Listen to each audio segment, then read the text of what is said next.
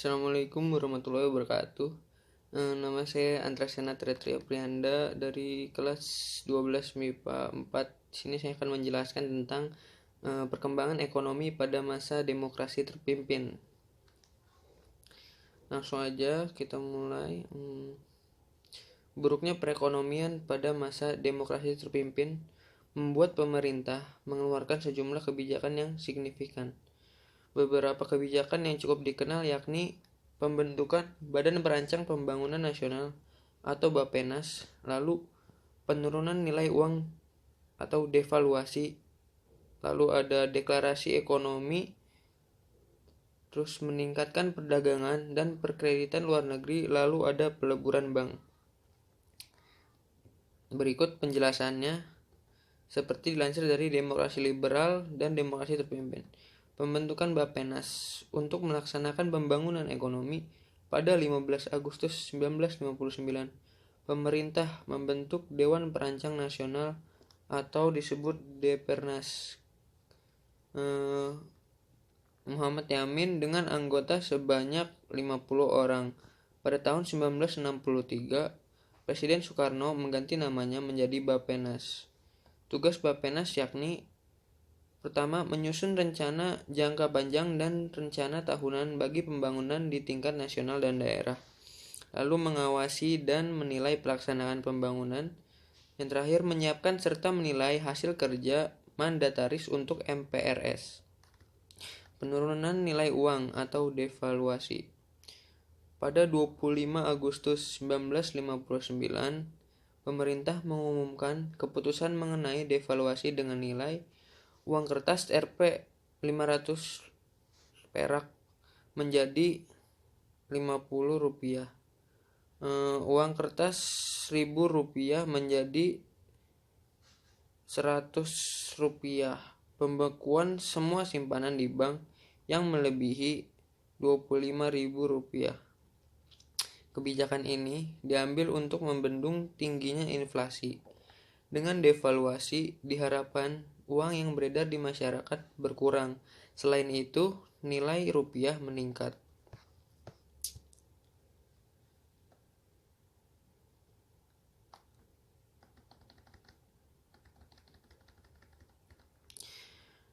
Namun, usaha tersebut tidak dapat mengatasi kemerosotan ekonomi. Para pengusaha di daerah tidak sepenuhnya mematuhi ketentuan tersebut. Pemotongan nilai uang memang berdampak harga barang menjadi murah, namun tetap saja rakyat kesusahan karena tidak memiliki uang. Kas negara sendiri defisit akibat proyek politik yang menghabiskan anggaran. Untuk menyetop defisit, pemerintah justru mencetak uang baru tanpa perhitungan matang. Devaluasi kembali dilakukan pada 1965 dengan menjadikan uang Rp1.000 menjadi Rp1. Akibatnya bukan berkurang, inflasi malah makin parah.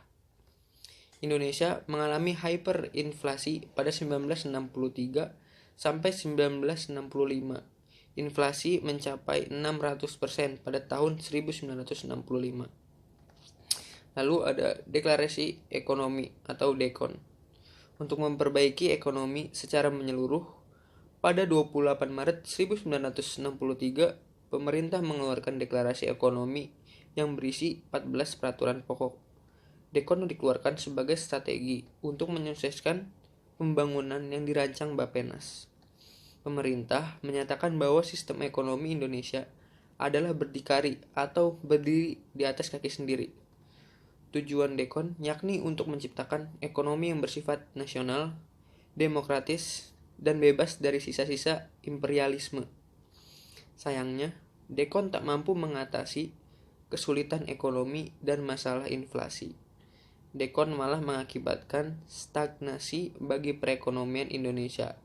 Kegagalan DEKON disebabkan antara lain yaitu tidak terwujudnya pinjaman dari IMF sebesar 400 juta dolar. Lalu perekonomian terganggu karena pemutusan hubungan diplomatik dengan Malaysia. Konfrontasi dengan Malaysia dan negara-negara barat memperparah kemerosotan ekonomi. Lalu meningkatkan perdagangan dan perkreditan luar negeri. Sebagai langkah dari ekonomi berdikari, pemerintah berusaha membangkitkan sektor agraris yang menjadi ciri khas perekonomian Indonesia. Harapannya, hasil pertanian mampu diekspor untuk memperoleh devisa dan menyeimbangkan neraca perdagangan. Untuk mendukung rencana ini, pemerintah juga membentuk komando tertinggi operasi ekonomi atau KOTOE dan Kesatuan Operasi atau KESOP. Peleburan bank. Presiden berusaha menyatukan semua bank negara dalam bank sentral. Lewat Peraturan Presiden Nomor 7 Tahun 1965, didirikan Bank Tunggal milik negara. Bank Tunggal milik negara berfungsi sebagai bank sirkulasi, bank sentral, sekaligus bank umum. Bank Indonesia adalah hasil peleburan dari bank-bank negara seperti Bank Koperasi dan Nelayan, Bank Umum Negara, dan Bank Tabungan Negara. Tapi langkah ini memicu spekulasi dan penyelewengan dalam penggunaan uang negara, sebab saat itu belum ada lembaga pengawas. Sekian dari saya, terima kasih. Wassalamualaikum warahmatullahi wabarakatuh.